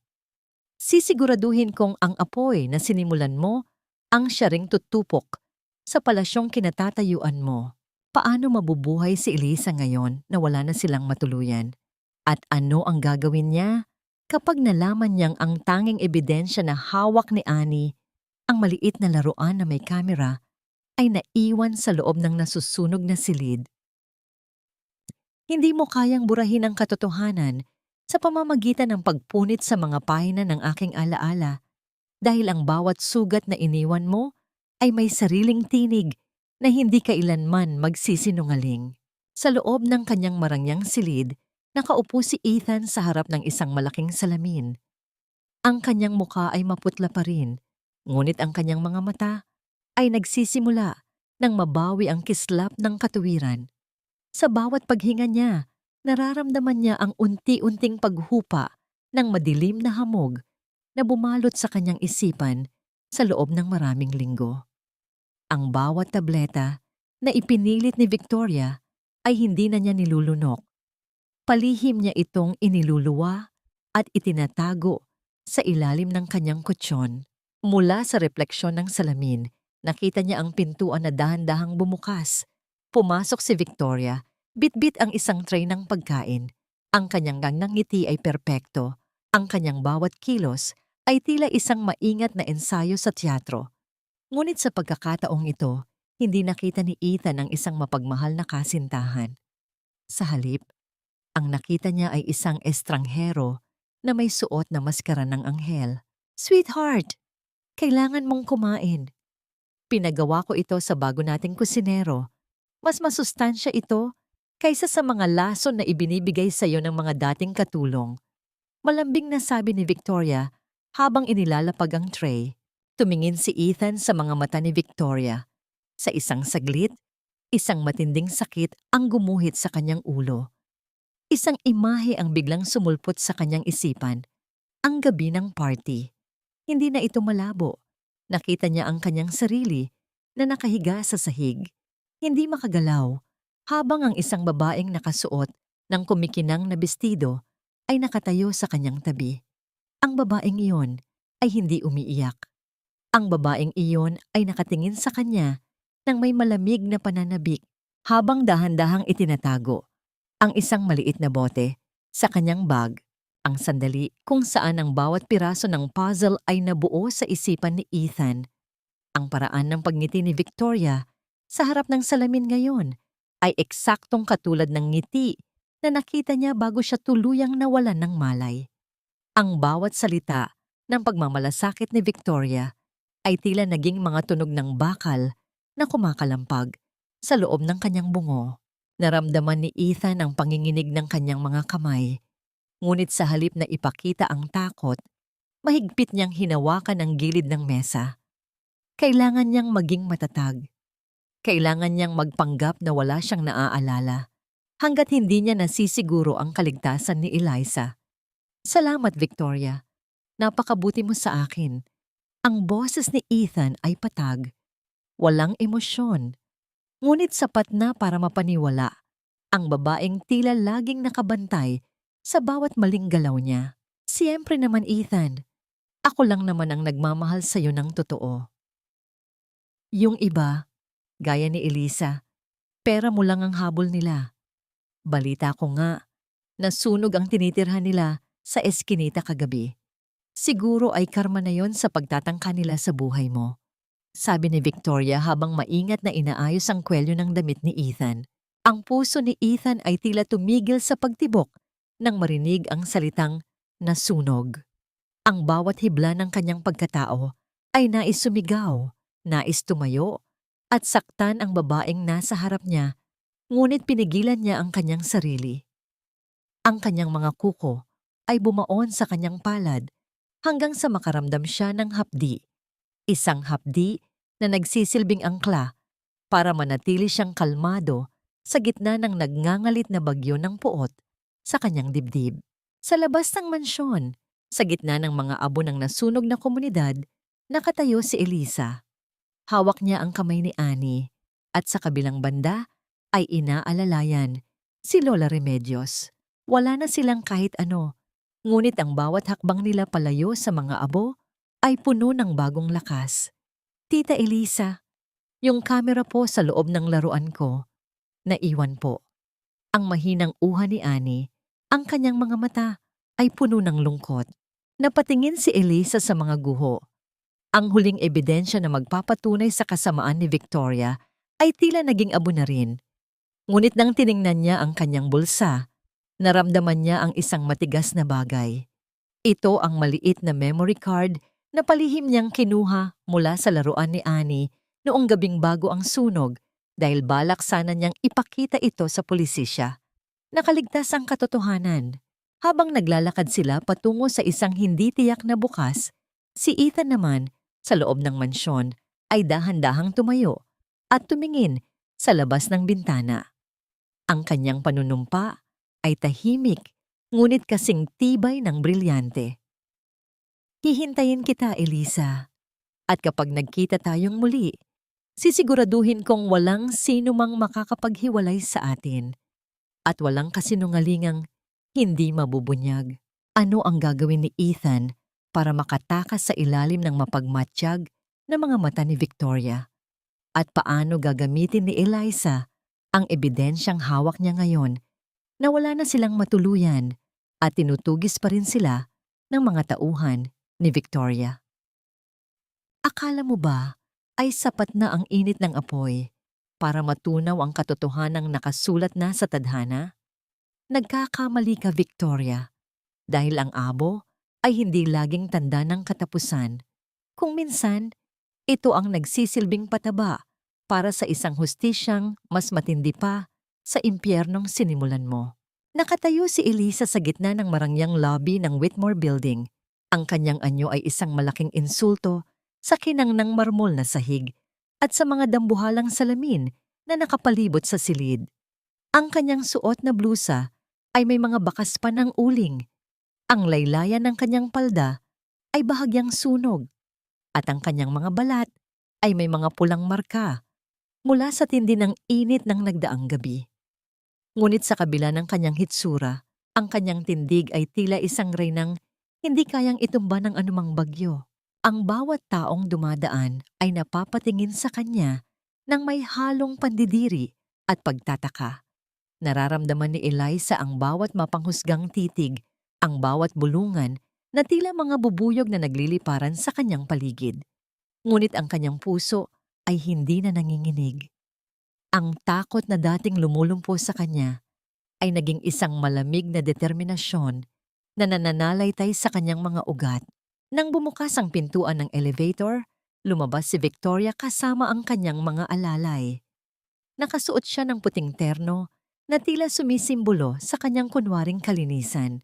Nang magtagpo ang kanilang mga mata, panandali ang nawala ang kulay sa mukha ni Victoria. Ang kanyang mga hakbang ay huminto at ang kanyang hawak na mamahaling bag ay bahagyang nanginginig. "Security! Bakit may palaboy rito sa loob?" Ang sigaw ni Victoria. Ang kanyang boses ay matinis at puno ng kaba na pilit niyang itinatago sa likod ng galit. "Ilabas ninyo ang basurang iyan." Ngayon din, hindi gumalaw si Elisa. Habang papalapit ang mga gwardiya, dahan-dahan niyang kinuha ang isang maliit na bagay mula sa kanyang bulsa. Ito ang gintong singsing na tinubos niya mula sa pawn shop gamit ang huling lakas at tulong na nahanap niya sa kalsada. Inihagis niya ito sa paanan ni Victoria. Ang tunog ng matigas na metal na tumama sa malamig na marmol ay tila isang malakas na hiyaw sa gitna ng biglang katahimikan ng lobby. "Iyan ang huling piraso ng aking nakaraan na dinalubhasa mo sa dumi, Victoria." Ang boses ni Elisa ay kalmado, malalim, at may dalang awtoridad na hindi matatagpuan sa kahit anong kayamanan. Isaksak mo sa baga mo ang gintong iyan dahil sa susunod na magkita tayo, hindi na singsing ang ihahagis ko sa'yo, kundi ang rehas na magiging bagong tahanan mo. Ang sandali kung saan ang isang hamak na katulong ay tumayo sa harap ng kanyang kaaway nang walang kahit anong armas kundi ang kanyang dangal. Ang kislap ng singsing sa sahig ay tila sumasalamin sa takot na nagsisimulang bumalot sa mga mata ni Victoria. Naramdaman ni Elisa ang isang matinding hapdi sa kanyang puso. Isang pagdurog ng kanyang kalooban na tila ba ang bawat hibla ng kanyang buhay ay pinagpira-piraso. Ngunit sa halip na bumagsak, ginamit niya ang sakit na yon para lalong tumindig ng tuwid. Ang bawat paghinga niya ay nagdadala ng amoy ng abo at usok, isang paalala na wala na siyang dapat pang katakutan dahil nawala na sa kanya ang lahat. Anong ibig mong sabihin? Ang nauutal na tanong ni Victoria habang ang kanyang mga mata ay pabalik-balik sa singsing at sa mukha ni Elisa. Lumapit si Eliza ng isang hakbang, sapat na para maamoy ni Victoria ang usok na kumapit sa kanyang buhok. Alam mo ang ibig kong sabihin?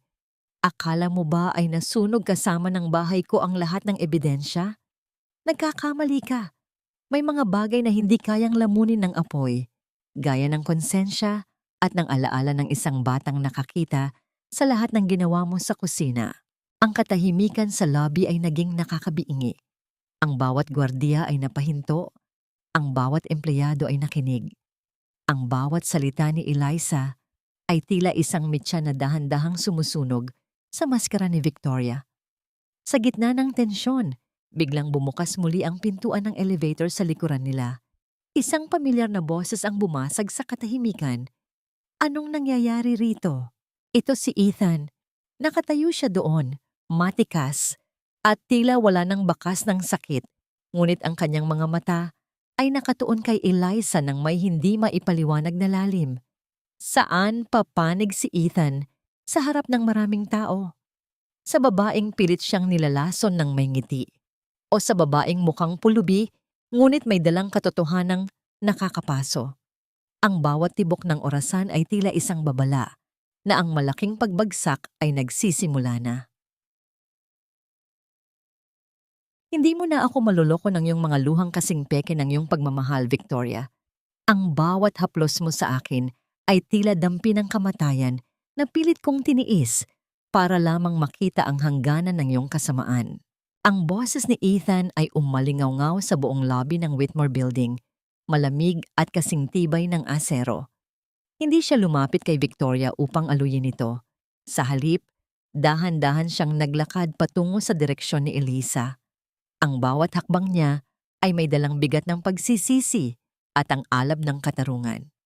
Nang makarating siya sa harap ni Elisa, ang kanyang mga mata ay lumambot, puno ng hapis, habang tinitingnan ang mga bakas ng uling at sugat sa balat ng babaeng itinuring niyang kaaway dahil sa panlilin lang ng iba.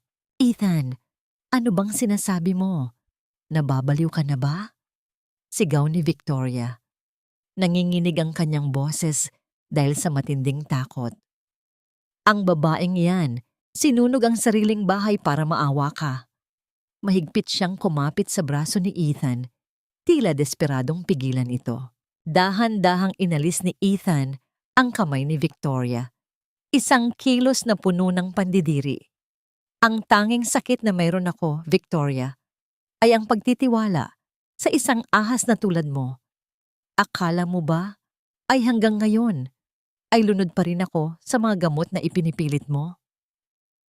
Akala mo ba ay hindi ko alam na ang bawat pag-aalaga mo ay isang dahan-dahang pagpatay sa akin? Sa gitna ng tensyon, itinaas ni Eliza ang kanyang kamay. Sa pagitan ng kanyang mga daliri na puno ng paltos, nakasingit ang isang maliit na memory card. Ang kislap nito sa ilalim ng mga ilaw ng lobby ay tila isang munting bituin ng katotohanan na handa ng sumabog. Hindi na kailangang magsalita pa, Ethan. Ang sabi ni Eliza, ang kanyang boses ay basag ngunit matatag. Dito sa loob ng maliit na bagay na ito, nakatago ang lahat. Ang mukha ni Victoria habang nilalason ka, ang kanyang pag-amin sa harap ng isang bata, at ang lahat ng plano nila ni Arthur para ubusin ang yaman mo. Mabilis na kumilos si Victoria. Susubukan sana niyang agawin ang memory card, ngunit mabilis siyang naharangan ni Paolo at ng mga gwardiyang kanina pa pala naghihintay ng hudyat ni Ethan. Sa isang iglap, ang malalaking screen sa lobby na karaniwang nagpapakita ng mga advertisement ng kumpanya ay biglang nagbago. Ang bawat taong naroroon ay napahinto. Ang bawat mata ay nakatuon sa screen. Doon, malinaw na nakita ang kusina ng mansyon. Nakita ang dahan-dahang pagbuhos ni Victoria ng isang itim na likido sa mangkok ng sopas ni Ethan. Ang kanyang mukha ay walang bakas ng pag-ibig, tanging ang isang mapait na ngisi habang tinitingnan ang kanyang biktima. Naririnig din ang boses ni Arthur sa background. Pinag-uusapan ang paghahati ng mga shares kapag tuluyan ng pumanaw ang kanyang kapatid. Isang sandali kung saan ang lahat ng kasinungalingan ay gumuho sa harap ng publiko. Ang marangyang lobby ay binalot ng isang nakakangilong katahimikan bago ito napalitan ng mga bulungan ng pagkamuhi para sa babaeng nakatayo sa gitna. Naramdaman ni Victoria ang pagguho ng kanyang mundo. Ang kanyang tuhod ay nanghina at dahan-dahan siyang napaluhod sa malamig na marmol. Ang kanyang puting terno ay nadumihan ng alikabok, isang anino ng kanyang dating karangyaan na ngayon ay naging basahan na lamang. Ethan, patawarin mo ako. Ginawa ko lang yon dahil mahal kita, dahil ayaw kong mawala ka sa akin. Ang huling pagsisikap ni Victoria sa pagmamanipula, ang kanyang mga luha ay umaagos na ngayon, ngunit wala nang sino mang naniniwala. Lumapit si Ethan kay Eliza at dahan-dahang hinawakan ang kanyang mga sugatang kamay. Ang init ng kanyang palad ay tila isang gamot na dahan-dahang nagpapahilom sa bawat hapdi na naranasan ni Eliza. Huli na ang lahat para sa mga kasinungalingan, Victoria, ang sabi ni Ethan nang hindi man lang tumitingin sa babaeng nakaluhod. Ang batas na ang bahala sa iyo at kay Arthur, at sisiguraduhin kong sa bawat araw na gugugulin mo sa loob ng rehas, maaalala mo ang mukha ng batang sinubukan mong patayin. Pumasok ang mga pulis sa lobby. Ang tunog ng kanilang mabibigat na sapatos sa sahig ay tila ang huling martilyo na nagpako sa tadhana ni Victoria. Habang pinalalabas si Victoria na may suot na posas, ang kanyang mga mata ay nananatiling nakatitig kay Eliza. Hindi na ng galit, kundi ng isang matinding kawalan ng pag-asa. Naiwan sina Ethan at Eliza sa gitna ng lobby. Tumingin si Ethan sa mga mata ni Eliza at sa unang pagkakataon, sa loob ng mahabang panahon, nakita niya ang kapayapaan sa gitna ng mga abo. Eliza, kailangan nating hanapin si Annie. Kailangan nating bumawi sa lahat ng sakit na idinulot ko sa inyo. Ang bulong ni Ethan, ang kanyang boses ay puno ng pagsisisi at isang bagong pangako. Ngunit bago pa makasagot si Eliza, isang malakas na hiyaw ang narinig mula sa labas ng gusali. Isang itim na sasakyan ang mabilis na humaharurot patungo sa kinaroroonan nila. At sa loob niyon ay si Arthur na may hawak na isang bagay na tila sasabog. Natapos na nga ba ang laban? O ito pa lamang ang simula ng isang huling pagsubok para sa kanilang kaligtasan? Ang huling hininga ng isang taong gahaman ay kasing pait ng lason na pinagsaluhan ninyo ni Victoria. At sa dulo ng lahat, tanging ang apoy ng sarili ninyong kasamaan ang tutupok sa inyong mga pangarap. Ang dagundong ng makina ng itim na sasakyan ni Arthur ay tila isang nagngangalit na hayop na nagnanais na pumatay. Walang balak huminto ang lalaki. Ang kanyang mga mata ay nanlilisik, puno ng desperasyon at kawalan ng katuwiran. Sa kanyang isipan, kung hindi sa kanya mapupunta ang yaman ng mga Whitmore, walang sino mang dapat makinabang dito. Eliza, dapa. Ang sigaw ni Ethan habang mabilis niyang hinila ang dalaga patungo sa likod ng isang matibay na haliging bato sa lobby. Naramdaman ni Eliza ang malakas na hangin mula sa mabilis na pagdaan ng sasakyan. Halos ilang pulgada lamang ang layo sa kanilang kinaroroonan. Ang tunog ng pagtama ng sasakyan sa malalaking salamin ng lobby ay tila isang pagsabog ng libo-libong kristal na dahan-dahang nagbabagsakan sa sahig. Ang bawat piraso ng salamin ay tila mga luhang naglalaglagan sa gitna ng kaguluhan. Tumigil ang sasakyan ni Arthur matapos itong sumalpok sa isang dekorasyong pader.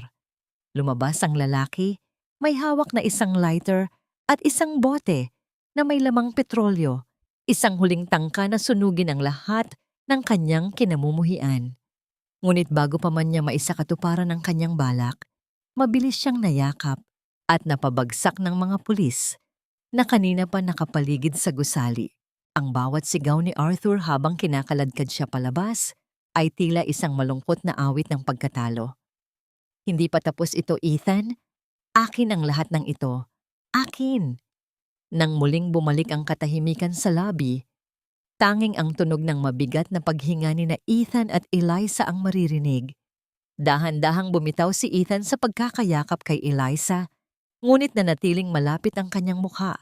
Sapat na para maramdaman ni Eliza ang init ng kanyang hininga na puno ng pagsisisi. Ligtas ka na, Eliza. Ligtas na kayo ni Annie. Bulong ni Ethan.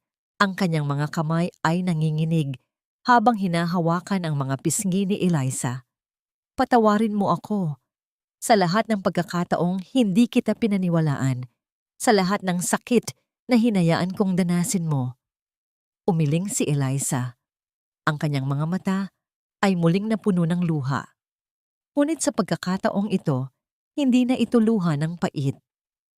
Hindi mo na kailangang humingi ng tawad, Sir Ethan. Ang mahalaga ay narito ka na at alam mo na ang katotohanan. Ang sandali kung saan ang lahat ng pader na itinayo ng kasinungalingan ay tuluyan ng gumuho. Iniwan silang dalawa na may sugat sa katawan ngunit may malinis na kaluluwa. Sa gitna ng mga basag na salamin at amoy ng usok, natagpuan nila ang isang uri ng pag-ibig na mas matibay pa sa anumang krisis. Mabilis silang nagtungo sa ospital kung saan dinala si Annie at Lola Remedios pagkatapos ng sunog. Nang buksan ni Ethan ang pinto ng silid, nakita niya si Annie na nakaupo sa kama. Maayos na ang kulay ng balat at may hawak na isang bagong manika.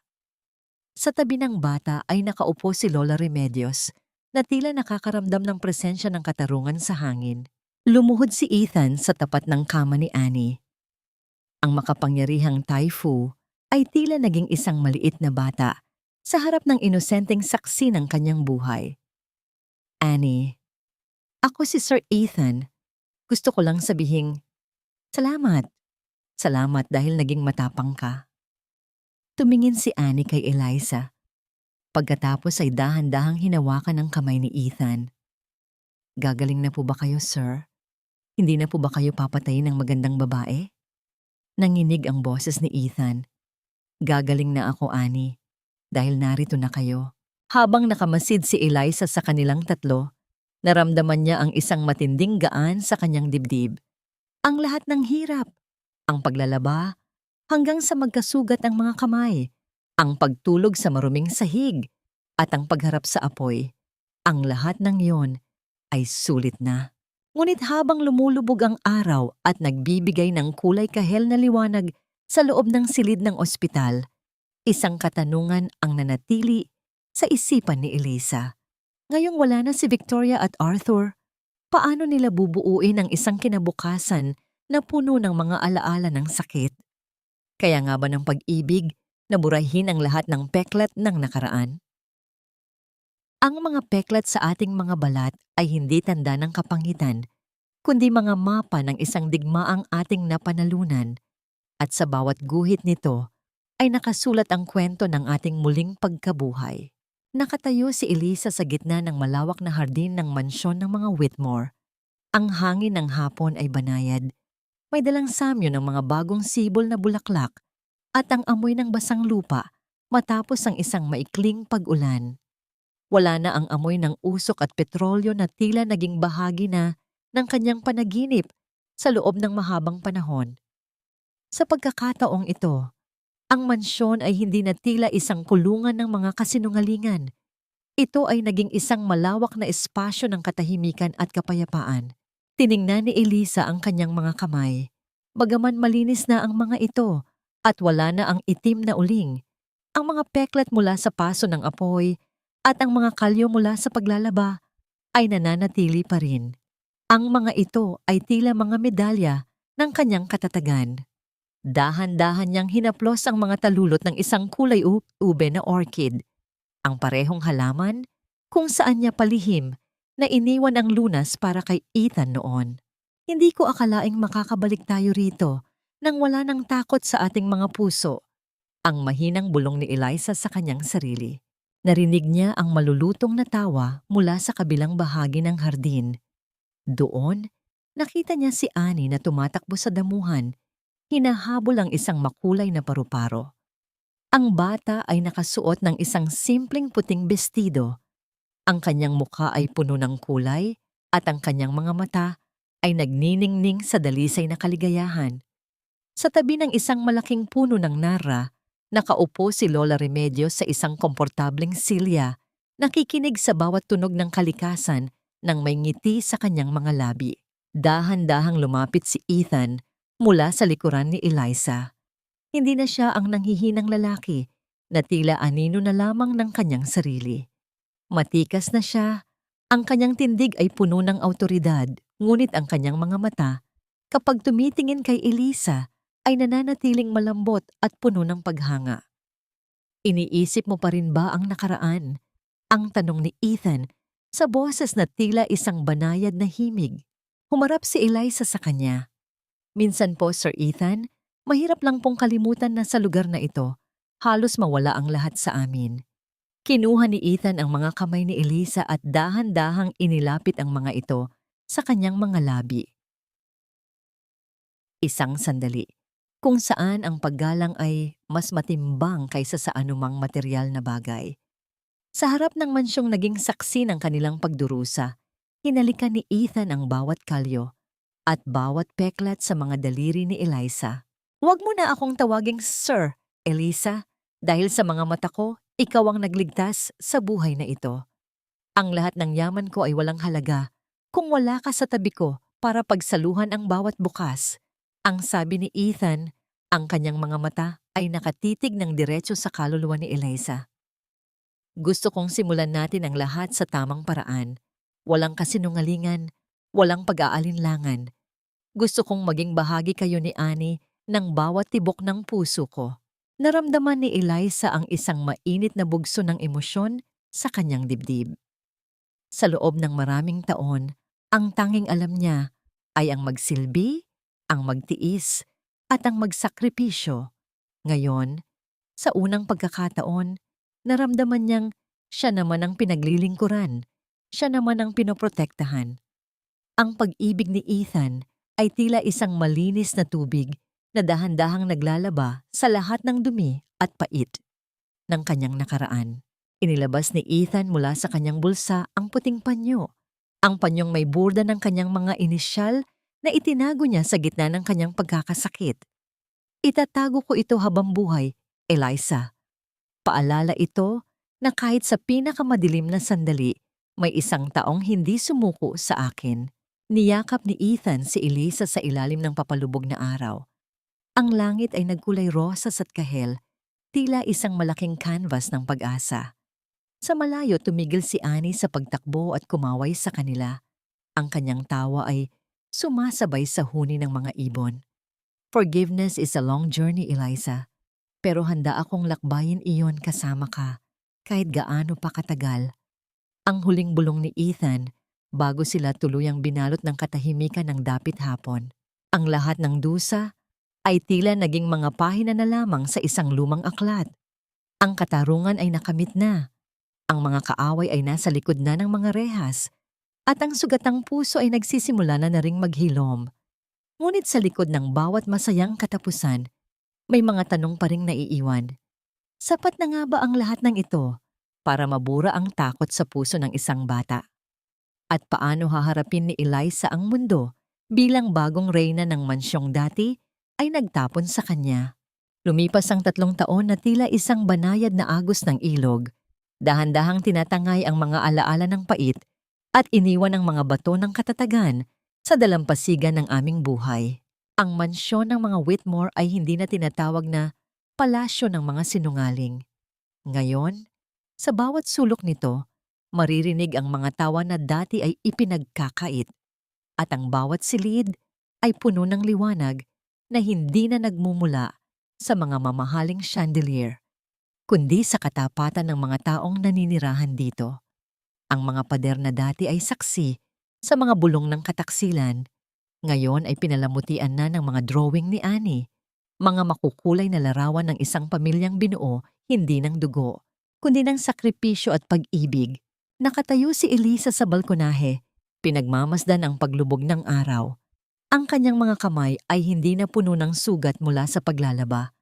Ngunit ang mga peklat ay naroon pa rin, dahan-dahang hinahaplos ng kanyang hinlalaki.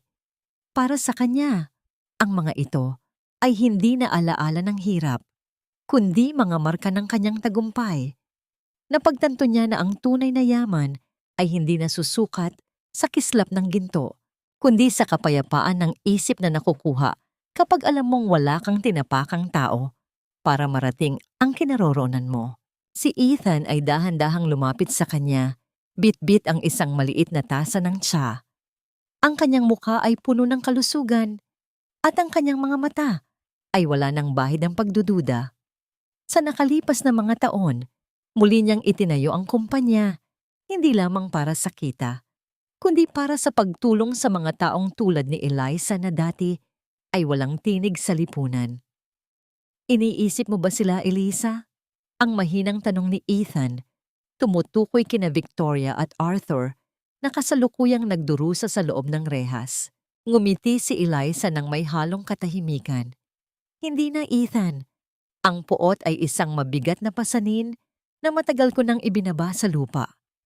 Ang pagpapatawad ay hindi para sa kanila. Ito ay para sa sarili ko, para magkaroon ako ng puwang na magmahal ng buo sa'yo at kay Annie. Isang sandali ng ganap na paglaya. Ang pagpapatawad ay hindi nangangahulugang kinalimutan na ang lahat, kundi ang pagpili na huwag nang hayaang diktahan ng nakaraan ng iyong bukas. Sa ibaba ng hardin, nakaupo si Lola Remedios, inaalalayan ng isang nurse. Kahit hindi nakakakita, ang kanyang mga kamay ay masayang hinahawakan ang mga bulaklak. Si Annie naman, na isa na ngayong masayahing bata sa paaralan, ay tumatakbo patungo sa kanila. Bit-bit ang kanyang report card na may matataas na marka. Ang kanyang boses ay tila isang masayang musika na pumupuno sa buong mansyon. Tita Eliza, Papa Ethan, tingnan ninyo po. Ang masayang hiyaw ni Annie, niyakap ni na Ethan at Eliza ang bata sa gitna ng dapit hapon. Ang lahat ng luha noong gabi ng sunog, ang lahat ng pait, noong panahon ng kahirapan, ay naging mga butil na lamang ng aral na nagpatatag sa kanila. Ang katotohanan ay nagwagi, ang katarungan ay nakamit, at sa wakas, ang pag-ibig ay nakahanap ng kanyang tunay na tahanan. Ang kwento ni Eliza at Annie ay magsisilbing isang paalala sa lahat na ang pinakamaliit na tinig ay kayang magpabagsak sa pinakamalaking kuta ng kasinungalingan, at ang isang pusong marunong magtiis ay hinding-hindi pababayaan ng tadhana.